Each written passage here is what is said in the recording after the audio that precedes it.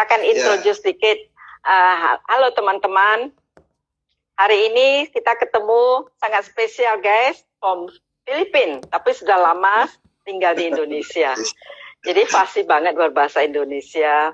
Beliau udah 20 tahunan ada di Indonesia dan sebagai profesional di beberapa perusahaan besar di Indonesia yang mengalami waktu krisis, menjadi rebound. Experience-nya udah luar biasa dan tahu persis culture orang Indonesia dan konsumen Indonesia. Beliau namanya Pak Jojo Apollo. Beliau ada di depan saya, sebelah saya. Sebelah saya. Nah, beliau itu terkenal sebagai Asia Expert for Business Growth.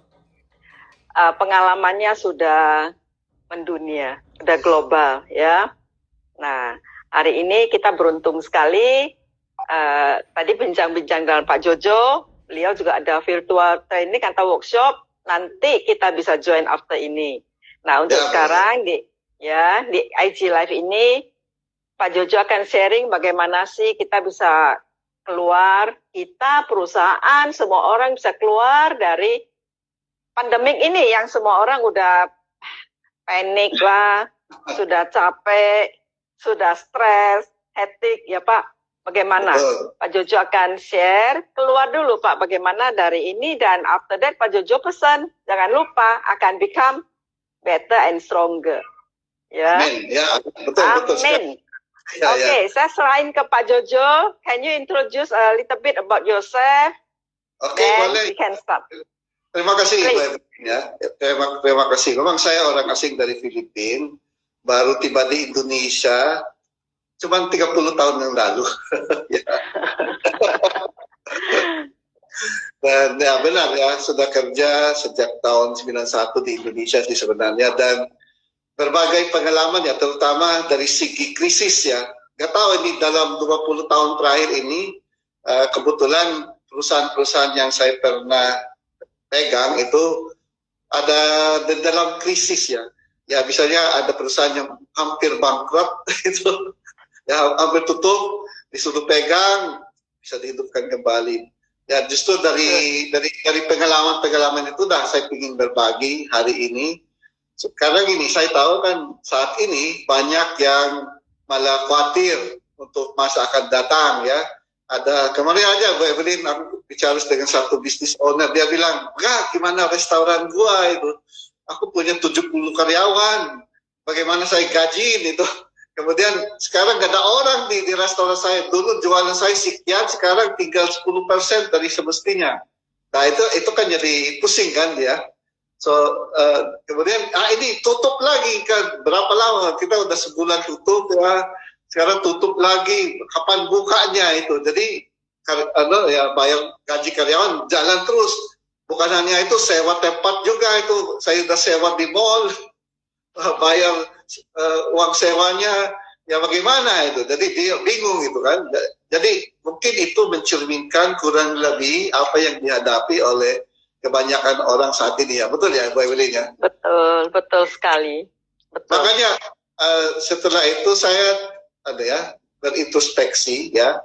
Bagaimana sih sebenarnya waktu aku memegang perusahaan yang di dalam krisis atau keadaan situasi susah, ya langkah-langkah yang saya lakukan dulu itu saya coba bikin dalam kerangka yang lebih jelas, dan barangkali ini bisa dipakai oleh masing-masing ya. So ada 7 ya, 7. Yang nomor 1 ini paling penting, malah yang nomor 1 ini ya.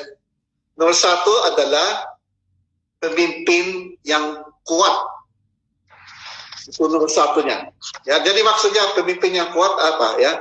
Pemimpin yang kuat yang punya ya rencana yang jelas, itu dulu. Kemudian bisa berkomunikasi dengan para karyawannya, dengan para stafnya. Kemudian ketiga yang paling penting adalah pemimpin itu juga bisa mengendalikan emosinya. Mengendalikan keadaan pikirannya ya. Karena untuk kita mengendalikan emosi kita, pertama harus dikendalikan itu cara kita berpikir. Itu nomor 1. ya. Ya, contoh gini, kalau para teman-teman ya, para teman-teman yang ada, kalau pikirannya lebih kayak yang, waduh gimana ini, aku bisa sakit COVID tidak?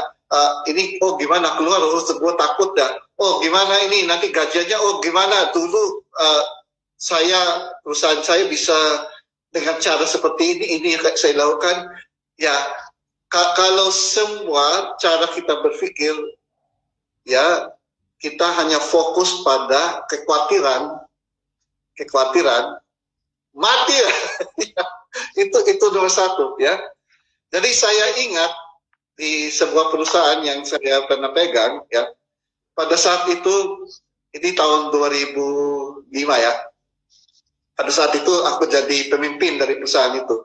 Pertama kali jadi general manager, kan itu impian hidup. Tiba-tiba jadi GM lah udah ya, wah mantap ya. Nah masalahnya 6 bulan setelah jadi GM, kerjasama dengan satu perusahaan regional asing itu nggak jadi. Jadi tadinya perusahaan ini mau merger ya, mau gabung dengan perusahaan lokal ini ya, tapi nggak jadi, nggak cocok harga lah dari segi ini. Tiba-tiba nggak cocok harga, langsung pecah gitu. Langsung pecah, perusahaan ini langsung membawa semua bisnis yang dia masukkan di dalam perusahaan ini. Langsung hilang 30% dari penjualan. Nah, Ibu Evelyn tahu kan, kalau seperti sekarang kan langsung hilang 50% dari penjualan, langsung 80%, apa yang terjadi? Krisis kan? Apalagi kan kalau perusahaan seperti itu jumlah karyawannya 2.400, ya kan banyak gitu. Ini kan sekarang yang dialami perusahaannya cuma 70 orang ya, tapi bukan untuk memperkecil itu, tapi ini kan di sini kan kelihatan krisisnya sangat besar. Yuk bertanggung jawab atas 2.400 karyawan dengan 4 orang keluarga, yaitu sekitar ya 8.000 10.000 orang nyawa yang ada di dalam Nawangi gitu kan. Jadi pressure-nya tinggi itu. Ya. Tapi selain itu juga setelah berapa bulan baru mulai ketahuan juga banyak korupsi di dalam perusahaan sendiri. Jadi para kepala cabang main ya, sehingga aku harus potong 15 dari 25 kepala cabang, 3 dari 4 regional manager ya, 2 sampai dari 3 VP. Itu yang saya lakukan. Jadi dan selain itu dapat ancaman jiwa. Jadi zaman dulu kan SMS itu ada SMS yang bilang hati-hati, itu ada celurit lagi, pakainya celurit itu ya, ada celurit, papa hati-hati jalan di mana ada celurit lah gitu ya. So itu keadaannya dengan ada ancaman dengan jiwa, ada ancaman di dalam bisnis, ada ancaman karena karyawan juga ada main ya. So bagaimana orang bisa keluar dari masalahnya itu? Ya makanya saya bilang nomor 1 adalah pemimpin yang kuat. Jadi kuat di mana bisa mengendalikan emosi diri sendiri. Makanya itu nomor 1. Ya, pertanyaannya sekarang dengan dirimu sendiri ya para teman-teman, apakah Anda itu dapat mengendalikan emosi, mengendalikan pikiran itu, mengendalikan diri pada saat ini?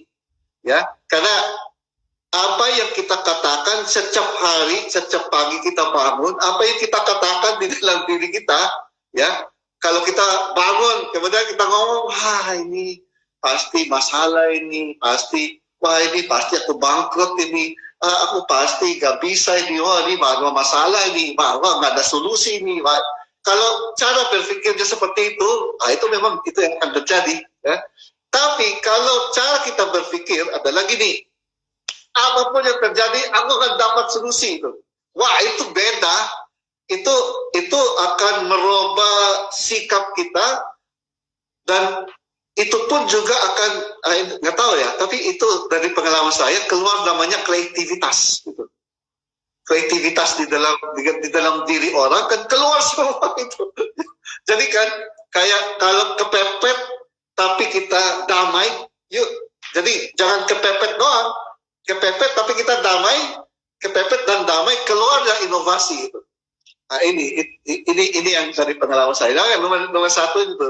Gimana pendapat Ibu Evelyn? Iya Pak. Jadi nomor satu penting pemimpin yang kuat ya Pak. Ya betul, nomor satu. Apalagi zaman sekarang Pak, semua work from home. Jadi kalau tadi Pak Jojo bilang kedua komunikasi, kalau nggak ada intent komunikasi, figur pemimpin ini bisa hilang Pak ya. Betul ya. Jadi pemimpinnya itu setelah punya rencana, makanya saya bilang kan dia mengendalikan diri, karena dia damai, bisa membuat rencana dengan pikiran jernih, ya. Dan rencana jangan terlalu kompleks ya. Jadi rencana yang bisa ditulis di dalam satu halaman cukup. Simple ya. Simple, jangan yang rencananya berbandel-bandel itu. Wah itu nggak ada yang baca lah. Ya, yang penting rencana cuma satu halaman, ada di situ semua sudah jelas. Nah, kemudian ini yang dikomunikasikan kepada para teman-teman, para karyawan. Wah ini yang kita harus lakukan, step by step. Ini makanya pemimpin yang kuat nomor satu. Kedua adalah adalah evaluasi. Ya, saya bikin akronim ya di dalam 7 ini supaya teman-teman bisa ingat. Ini bahasa Inggris. Akronimnya service, service, SERVIE, ya. Service lebih gampang. Jadi strong leader itu yang pertama. Yang kedua adalah evaluate ya. Evaluasi apa? Nah, sekarang kalau kita pikirkan, jadi seolah-olah kita dapat kertas putih gitu. Ya. Jadi semua namanya rules of the game beda. Ya. Ada istilah new normal atau next normal. Ini kata-kata orang kan.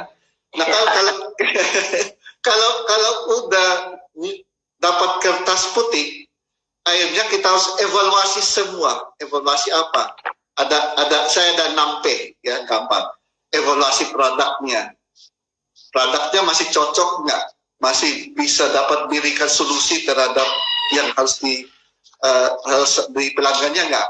Kemudian evaluasi ya tentu place ya, place. Jadi tempatnya tepat nggak? Industrinya tepat nggak? Ya makanya tadi kan Ibu Evelyn bilang industri yang paling kena ya memang yang namanya leisure ya, yang namanya travel ya. Ya mau bagaimana hotel itu kan bagaimana ya. Jadi harus sadar ya apakah masih mau terus nggak di industri itu. Ini harus ambil keputusan memang ya. So product place promosinya masih cocok nggak? Apakah you masih terus menggunakan face to face marketing kalau dan nggak zaman sekarang ya. Kemudian nextnya adalah tentu harga, price. Nah orang sekarang kan sangat sensitif terhadap harga, ya, karena kan sekarang nggak khawatir untuk masa akan datang, jadi orang lebih cenderung untuk menghemat gitu, nggak mau keluarkan investasi saat ini. So bagaimana itu juga harus menyesuaikan ya, harganya dengan kondisi pasar ya. Kemudian juga evaluasi orang, people, ya. So jadi kemudian juga evaluasi namanya partnership ya.